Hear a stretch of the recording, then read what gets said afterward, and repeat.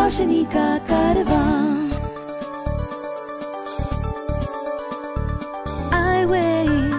इस कार्यक्रम के प्रस्तुतकर्ता हैं Rajiv Gandhi Foundation, Tech Mahindra Foundation और स्कोर फाउंडेशन।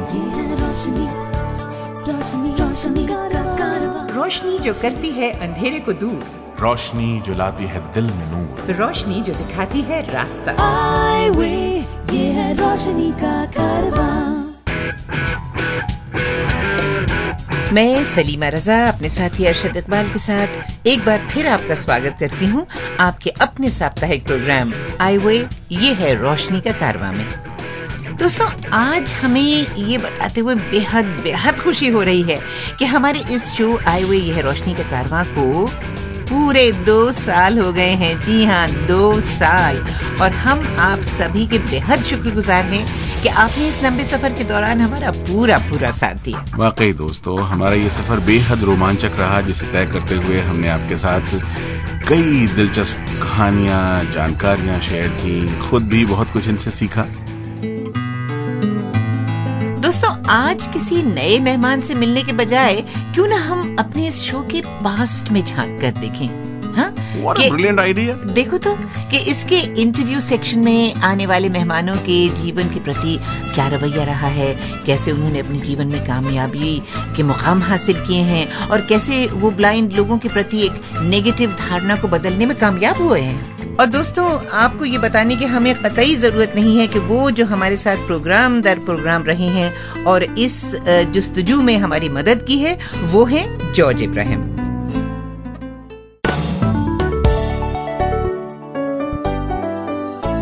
हरी जी, आपका स्वागत है हमारे कार्यक्रम आई वे ये है रोशनी का कारवां में। धन्यवाद। आप एक मल्टीनेशनल कंपनी में काम कर रहे हैं। आपका तो आंखों का प्रॉब्लम है, आप बिल्कुल देख नहीं सकते हैं जी। तो ये चैलेंज के साथ आप ये काम करने में आपका कुछ दिक्कतें हैं, चैलेंजेस हैं, और इस अगर है तो फिर आप ये चैलेंजेस कैसे टैकल करते हैं? थोड़ी बहुत तो दिक्कतें होंगी, लेकिन ऐसी कोई ये नहीं है जो आप पार नहीं कर सकते हो मेरे हिसाब से जी।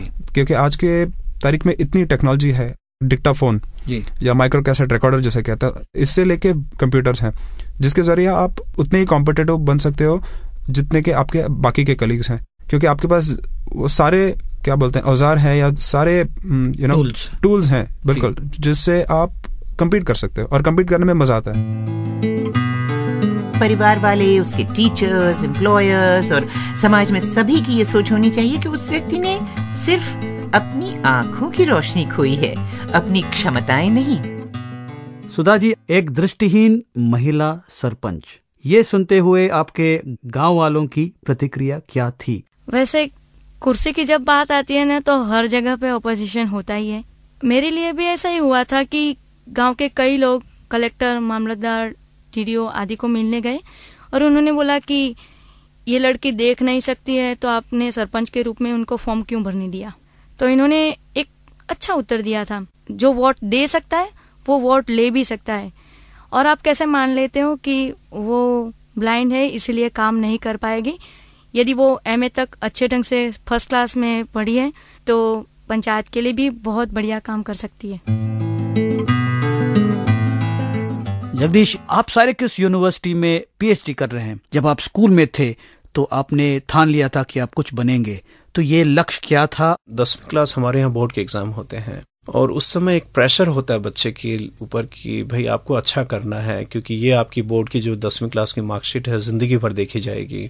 तो उस समय थोड़ा सा ये एक स्टेज आई कि मेहनत करनी पड़ी, और उस मेहनत करने से क्या होता है कि जब आप मेहनत करते हैं तो आपके मन में एक आत्मविश्वास पैदा होता है, और यदि आप आत्मविश्वास पैदा होता है तो फिर आपके लिए चीजें आसान हो जाती हैं आगे करनी। तो उसके साथ साथ एक रियलाइजेशन भी आया कि भाई एक जो देखने वाला इंसान है वो तो अपना ठेला लगा के मूंगफली बेच के भी शायद अपनी जिंदगी जी लेगा जी, लेकिन मैं यदि मेहनत नहीं करूंगा तो मेरे पास अपनी जिंदगी निर्वाह करने के लिए कोई अच्छा तरीका ही नहीं है। तो उसके परिणाम स्वरूप एक मन में एक संकल्प जगा कि भाई कुछ करना है। एक बार संकल्प हो जाता है और आपके मन में लगन हो तो फिर मेहनत होती रहे तो जिंदगी फिर आगे हो ही जाती है जो आप करना चाहते हैं। कुछ पाने की हो आस आस, कोई अरमा हो जो खास खास आशाएं, हर कोशिश में हो बार बार, करे दरियाओं को आर पार। आशाएं तूफानों को चीर के मंजिलों को छीन ले। आशाएं खिले दिल की, उम्मीदें हंसे दिल की। अब मुश्किल नहीं कुछ भी, नहीं कुछ भी। दोस्तों, ये सभी लोग हम में से एक हैं, लेकिन कुछ तो है जो हमसे अलग है। और मैं बताऊं क्या अलग है? वो ये कि अपनी शारीरिक लिमिटेशंस को स्वीकार करके अपने में उसके साथ आगे बढ़ने की जो सोच है इनके अंदर, वो हमसे अलग है, वो जुदा है। बिल्कुल बिल्कुल सही कहा तुमने। कंचन जी, आप पहली महिला दृष्टिहीन गर्ल गाइड हैं जिनको राष्ट्रपति खिताब मिला था शंकर दयाल शर्मा जी के हाथ, और उसके बाद आपको इंग्लैंड जाने का भी मौका मिला। तो इंग्लैंड में आपका अनुभव क्या रहा? लंदन में हम वहाँ गए, हमने 12 दिन का कैंप किया। वहाँ पे भी हमें 11 चैलेंजेस दिए गए थे और सारे विश्व से 700 बच्चे गए थे। हालांकि जहाँ पे 699 लोगों को दिखता था और हम अकेले ब्लाइंड थे, लेकिन वो 700 जन में सिर्फ 40 जन ही ऐसे थे जो वो 11 चैलेंजेस को पूरा कर पाए थे, और हम उनमें एक थे। इसलिए वो बहुत खुश हुए और क्वीन एलिजाबेथ के हाथ से एक स्पेशल सर्टिफिकेट दिया। उसके बाद फिर ये इसका एक पार्ट होता है माउंटेनियरिंग। तो वो माउंटेनिंग जाते जाते वो नशा भी हमको पकड़ लिया, तो फिर हमने आस्ते आस्ते काफ़ी एक्सपीडिशंस किए। हमने जोंगरी में 15,000 फुट तक चढ़े थे, और उसके बाद हमने जब हैरिसन रॉक गए थे लंदन, वहाँ पे भी हमने 16,000 फुट तक चढ़े थे। वो हिंदी में कहते हैं ना, मुश्किलें आए जितनी हम हार नहीं जाते हैं, मंजिलों की हो जिनको तलाश वो राहें खुद बनाते हैं। जी, अब तक तो आप सभी ये समझ चुके होंगे कि समस्या ब्लाइंड होने से नहीं है, समस्या हमारी सोच में है। कहने का मतलब ये है कि एक दृष्टिहीन व्यक्ति की ये सोच होनी चाहिए कि वो जो चाहे कर सकता है, जरूर उसके करने का तरीका कुछ अलग होगा। मुजम्मल भाई, जब आपके माता पिता को मालूम हुआ कि आपके आंखों का रोशनी जा रहा है, तो उनका प्रतिक्रिया क्या रहा? बहुत प्यार करता हमारा माता, हमारा पिता, लेकिन एक अंधा प्यार है कि हमको आगे बढ़ना नहीं देता जब हम नहीं आगे बढ़ता। हम सोचे कि एक अंधा हो या लंगड़ा हो, जो भी हो, किसी का माथा दिमाग जब ठीक रहेगा तो वो विश्व जय कर लेगा। हमारा एक तो जूता का दुकान था हमारा पिताजी का, तो हम दुकान में जाके कुछ करने चाहता है, पिताजी बोलते हैं नहीं तुम छोड़ो ना, तो हम तो है, तो हम बोलते हैं कि अब तो है अभी ठीक है, लेकिन सारा जिंदगी तो अब नहीं रहेंगे हमको साथ, तो हमको अकेला ही तो चलना होगा। तो फिर हमारा परफॉर्मेंस हम अकेला सामने धर सका, तब उसको विश्वास आया कि हाँ हम कुछ कर पाएंगे। ऐसे आस्ते आस्ते आस्ते आस्ते पढ़ाई लिखाई हम अपन का चेष्टा से सीखे हैं। अभी हमारा समाज में, हमारा आसपास इलाका में बहुत इज्जत करता कि हाँ एक अंधा आदमी सिर्फ भीख नहीं मांगता, किसी को भीख दे भी सकता है। समीर, आप एक बैंक में काम कर रहे हैं और इससे पहले आपने चार्टर्ड अकाउंटेंसी किया था और आपने एक प्राइवेट कंपनी में काम किया था लगभग 4-5 साल। तो एज अ दृष्टिहीन व्यक्ति आपके मेन चैलेंजेस इस 4 साल में क्या थे? मेन चैलेंजेस थे जो आउटसाइड पार्टीज थी, सप्लायर्स, कस्टमर्स या इनकम टैक्स ऑफिसर्स, एक्साइज वाले, उनको यकीन दिलाना कि मेरी दृष्टिहीनता के वजह से मैं काम करने में असमर्थ नहीं हूँ, क्योंकि उनका यही रवैया होता था कि ये देख नहीं सकता तो ये कैसे सवालों के जवाब देगा, ये कैसे हमारे साथ बातचीत कर पाएगा। जो सप्लायर्स और जो लोग रोजमर्रा के थे उन्हें तो पता चल गया 1-2 साल में, बट बाकी लोगों को कन्विंस करने में बहुत वक्त लगा। इसके लिए इनकम टैक्स ऑफिसेस में भी 1-2 बार जाकर जॉस का डेमोन्स्ट्रेशन दिया, तो फिर वहाँ के जो कमिश्नर थे ही वॉज सेटिस्फाइड। जो हिम्मत न हारे वो जिंदगी सवारे, चल दिखा दे सारी दुनिया को तेरी सांसों में भी घर होगी।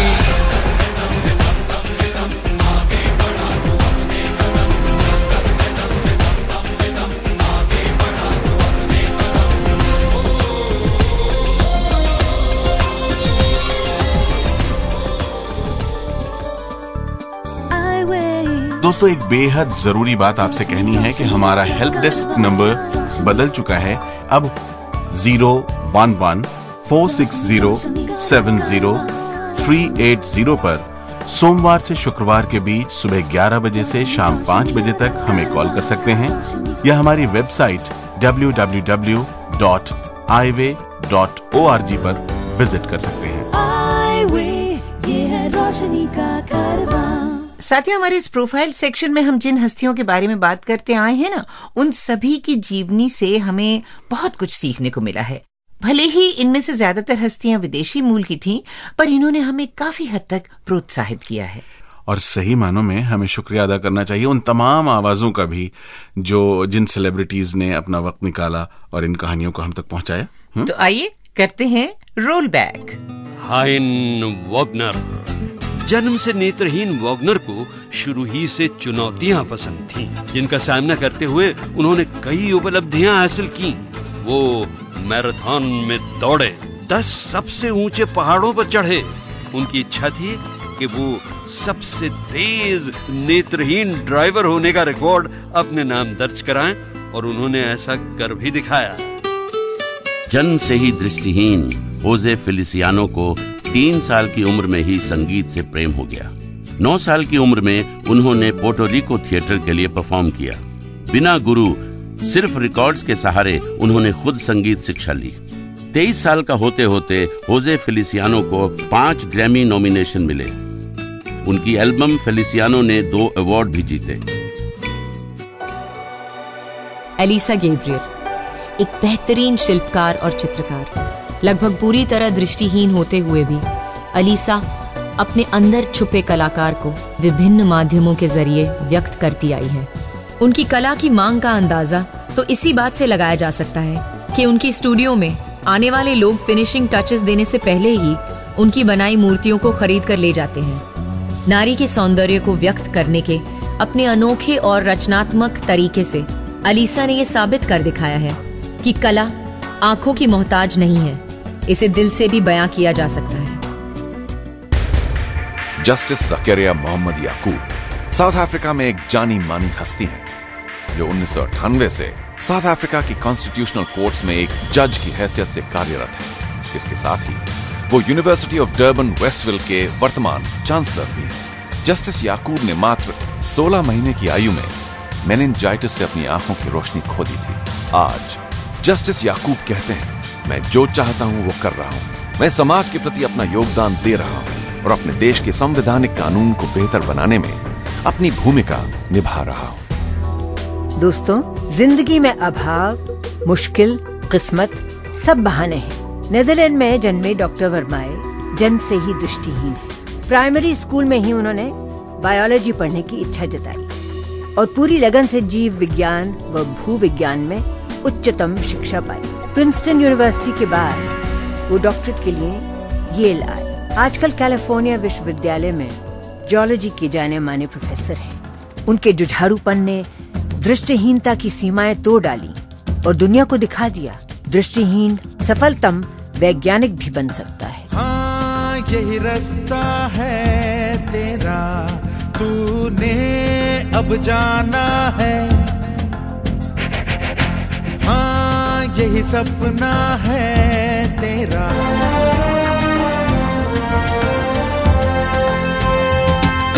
रोके तुझको आंधियां या जमीन और आसमां, पाएगा जो लक्ष्य है तेरा। लक्ष्य तो हर हाल में पाना है।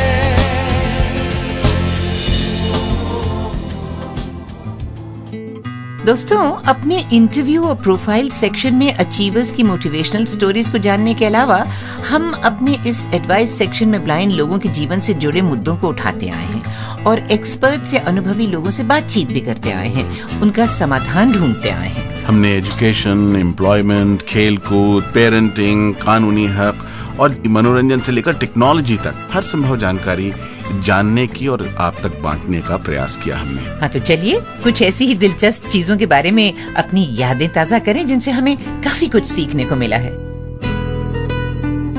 डॉक्टर मनोज कुमार, कुछ ऐसे मसलों के बारे में भी बताएं जिनके हल के लिए लोग आपके ऑफिस या फिर स्टेट लेवल पे आयुक्त निशक्त जन के ऑफिस में संपर्क कर सकते हैं। एक्ट में 2 प्रकार का प्रावधान है। एक मैंडेटरी है जिसको सरकार को वो करना ही करना है, और दूसरा होता है dependent upon the economic capacity of the state. Mandatory provision में बहुत सारी चीज़, जैसे शिक्षा हो गया, स्वास्थ्य हो गया, एम्प्लॉयमेंट से संबंधित 3% आरक्षण है, गरीबी उन्मूलन की जितनी भी योजनाएं हैं ग्रामीण विकास मंत्रालय की, उसकी सारी योजनाओं में 3% का आरक्षण है। और वहाँ कहीं भी अगर किसी को लगता है कि सरकार की तरफ से या जो एजेंसी है उनको नहीं दे पा रही हैं प्रावधान के अनुरूप उनका शेयर, उनका हिस्सा, तो वो कंप्लेन कर सकते हैं। दोस्तों, ब्लाइंड या साइटेड का मतलब क्षमताओं का होना या न होना नहीं होता। यानी कि कहने का मतलब है कि डिसेबिलिटी को काम से जोड़कर देखना चाहिए, न कि शारीरिक असमर्थता से। अनुभूति जी, हम आपसे जानना चाहेंगे ऐसे कुछ काम जो कि दृष्टिहीन व्यक्ति प्राइवेट सेक्टर यानी निजी औद्योगिक क्षेत्र में सफलतापूर्वक कर रहे हैं। एक होता है कस्टमर सर्विस करके, ये दृष्टिहीन व्यक्ति बहुत अच्छे से कर सकता है और कई एक कर रहे हैं। तो इसके अलावा जैसे एक्सपोर्ट हाउसेस में बहुत सारे कारखाने हैं कपड़े बनाने के, जैसे कि पैकेजिंग में हो गया, थ्रेड कटिंग होती है, एक लंबाई के धागे काटने होते हैं, वेल्डिंग होती है मशीन की। इस तरह के काफ़ी एक अपॉर्चुनिटीज़ आ रही हैं। और कंप्यूटर के क्षेत्र में सॉफ्टवेयर प्रोग्रामिंग तो पुरानी एक जॉब है जो कि नित नए दिन बढ़ रही है। बीपीओ भी एक, बीपीओ मतलब बिजनेस प्रोसेस आउटसोर्सिंग, जो कि हमारे देश की अर्थव्यवस्था को जिसने काफी पिछले 10 सालों से बढ़ाया है। इसमें काम किस तरह का होता है, आपको कहीं फील्ड में नहीं जाना होता है, उसके लिए आप एक कंप्यूटर आपके सामने होता है, दूर देश के लोगों से बात करनी होती है एक जगह बैठ के, या फाइनेंस का काम करना होता है, अकाउंट्स का काम करना होता है। इसके अलावा प्रोजेक्ट मैनेजर की जॉब होती है, ह्यूमन रिसोर्सेज की, जिसमें आप लोगों को भर्ती कराते हैं अपनी कंपनी के अंदर। तो ये कुछ एक मैंने अपॉर्चुनिटीज बताई जिसमें कि लोग अभी भी काम कर रहे हैं।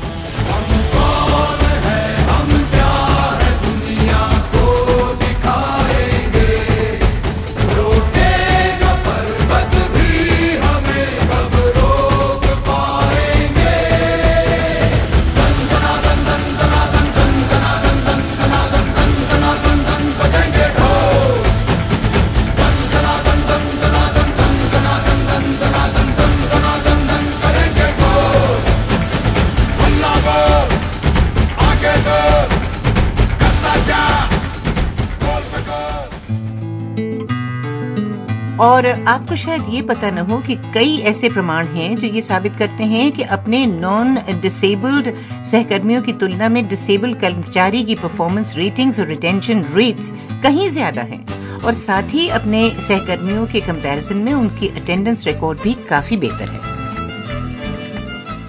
मंजुला जी, अगर किसी व्यक्ति का बच्चा दृष्टिहीन है तो पहले 5 वर्षों में माता पिताओं को किन चैलेंजेस का, किन चुनौतियों का सामना करना पड़ता है और वो उनसे कैसे निपटते हैं? पहले 5 साल बच्चे के लिए बहुत ही महत्वपूर्ण है। हमें उसको कोई स्पेशल ट्रीटमेंट नहीं देनी है, हमें उसको कोई स्पेशल बच्चा नहीं समझना है। हमें उस बच्चे को सारी एक्टिविटीज़, सारे काम सही समय पर शुरू करवाने हैं। बच्चे का चलना, बच्चे का बैठना, बच्चे का खेलना, बच्चे का स्कूल में पढ़ना, शिक्षा ग्रहण करना, और उसको कोई कंसेशन भी नहीं देनी है कि कोई बात नहीं, बच्चे को प्रॉब्लम है ना, दिक्कत है ना, लेट शुरू कर लेगा। हमें ऐसा रवैया नहीं अपनाना है। और हमको देखना है कि सारे हमारे रिलेटिव्स, सारे हमारे फ्रेंड्स के साथ हमारा बच्चा बातचीत करे। शुरू में हमें कई कठिनाइयाँ आएंगी। हर आदमी, हर व्यक्ति हमको एक ना एक सवाल ज़रूर करेगा। उसमें नाराज़ नहीं होना, निराश भी नहीं होना। हमको तो हंस के उसको कहना है, अरे भैया हमारा बच्चा देखना बहुत अच्छा निकलेगा। ऐसा कहने से आपके बच्चा भी एनकरेज होगा, बच्चे को मोटिवेशन मिलेगी और आपको मन से भी तसल्ली होगी कि हमने बच्चे के बारे में कुछ गलत जवाब नहीं दिया। ऐसी बहुत सी चीजें होती हैं जो हमें पसंद नहीं आती और जिन पर हमारा कोई बस नहीं चलता। तो ऐसे सिचुएशन में समझदारी यही कहती है कि हम परिस्थितियों को स्वीकार कर लें, आगे बढ़ें और उस चीज को तलाश करें जिसे दिल चाहता है।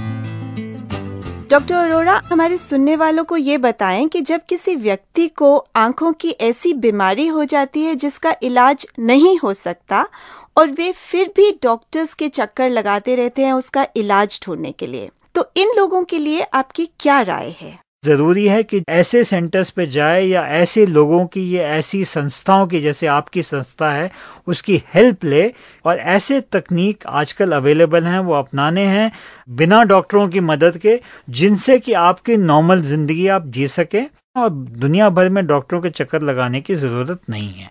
अपनी जो अल्प दृष्टि है, जो लो विजन है, उसको मैक्सिमली फ़ायदा उठाने के लिए उसको एक हेल्प की ज़रूरत है, जो कि उसको समझाया जा सके कि जब आप बैठ के पढ़ाई करते हैं तो कितनी लाइट में पढ़ाई करना चाहिए, मैग्नीफाइंग ग्लासेस को इस्तेमाल करके जो पूरी पढ़ाई की जा सकती है, और कई तरीके के उपकरण अवेलेबल हैं, जैसे कि आजकल प्रोग्राम्स अवेलेबल हैं जिसमें जब आप अपने कंप्यूटर पे काम करते हैं तो साथ साथ में एक वॉइस फीडबैक भी मिलता है, जिससे कि जो आपके कंप्यूटर पे लिखा हुआ आ रहा है साथ साथ आवाज़ आ रही है, और उससे ये है कि आप एक नॉर्मल व्यक्ति की तरह काम कर सकते हैं।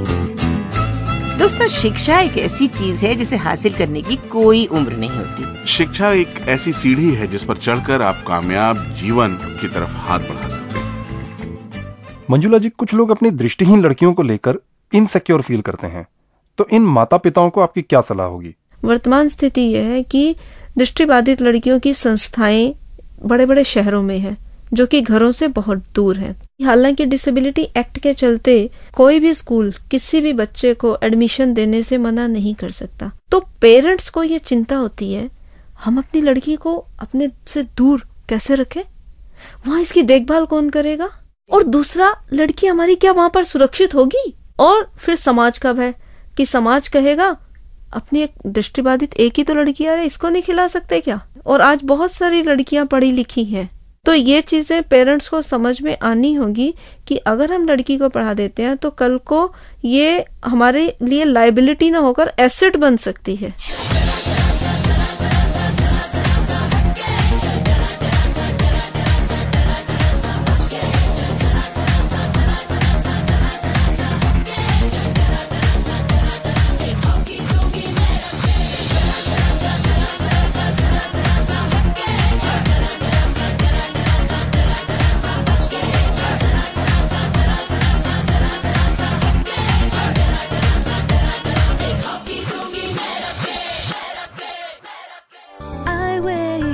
अधिक जानकारी के लिए हमारे आईवे हेल्प डेस्क 011-460-70-380 पर सोमवार से शुक्रवार के बीच सुबह 11 बजे से शाम 5 बजे तक हमें कॉल कर सकते हैं, या हमारी वेबसाइट www.eyeway.org पर विजिट कर सकते हैं।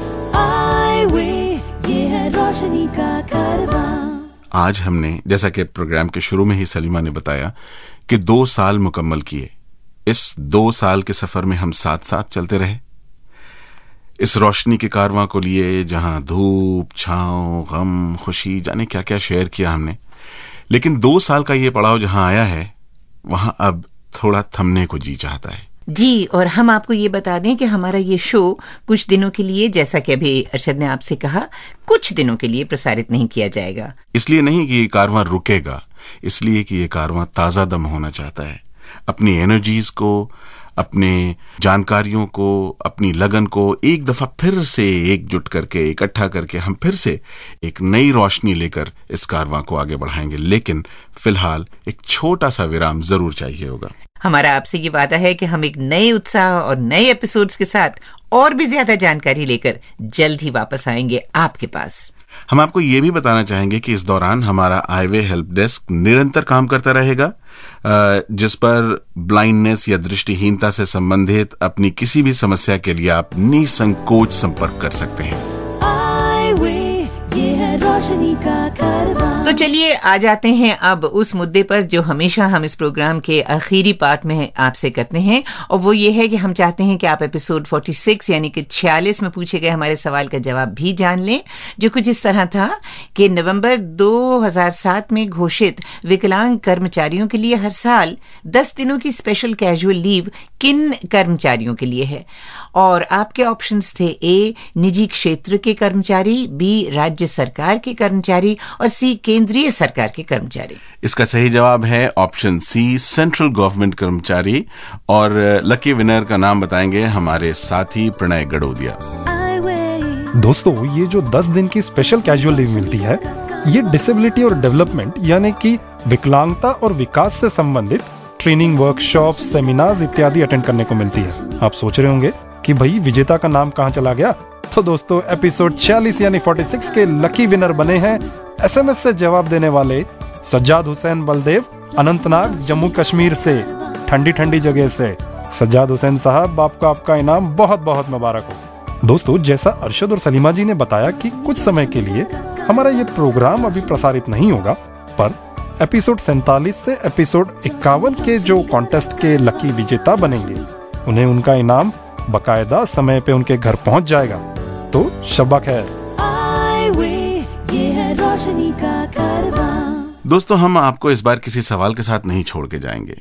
इस शो के दौरान हमने आपसे जितने भी सवाल पूछे थे, उनका मकसद आपके जहन में दृष्टिहीनता के लिए जिंदगी को लेकर घूमते सवालों का जवाब देने का प्रयास ही था। चलते चलते हम एक चीज आपसे जरूर चाहेंगे कि आप हमें फोन करके, ईमेल भेजकर या लेटर लिखकर ये जरूर बताएं कि आपको हमारा ये शो कैसा लगा और आप इसमें और क्या बदलाव चाहते हैं। हम आपके इस बहुमूल्य फीडबैक को अपने 3रे साल के एपिसोड्स में जरूर शामिल करेंगे। हमें इस पते पर लिख भेजिए, प्रोग्राम आई वे ये है रोशनी का कारवां, care off score foundation, post bag number 3903, new Delhi 49। आप हमें SMS भी कर सकते हैं। नंबर नोट कर लीजिए, 09968329329 और आप अपना जवाब ब्रेल में भी भेज सकते हैं। या हमारी ईमेल आईडी भी नोट कर लें, radio@iway.org पर लिखें। तो दोस्तों, शो के इन्हीं यादों के साथ, इन्हीं यादों क्यों कह रहा हूं मैं, इन अनगिनत यादों के साथ जो आपके साथ, सलीमा जी के साथ, पूरी टीम के साथ हम लोगों ने गुजारा है, वो जिंदगी की ऐसे निशान हैं जिन्हें हम कभी नहीं भुला सकते। और चलते चलते आपकी नजर एक शेर, उजाले अपनी यादों के हमारे साथ रहने दो, उजाले अपनी यादों के हमारे साथ रहने दो, न जाने किस गली में जिंदगी की शाम हो जाए। खुदा हाफिज। ये है रोशनी का कारवां।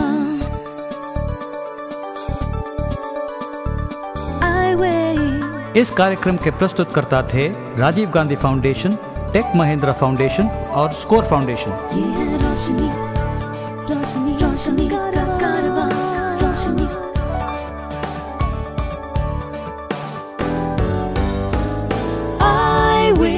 ये है रोशनी का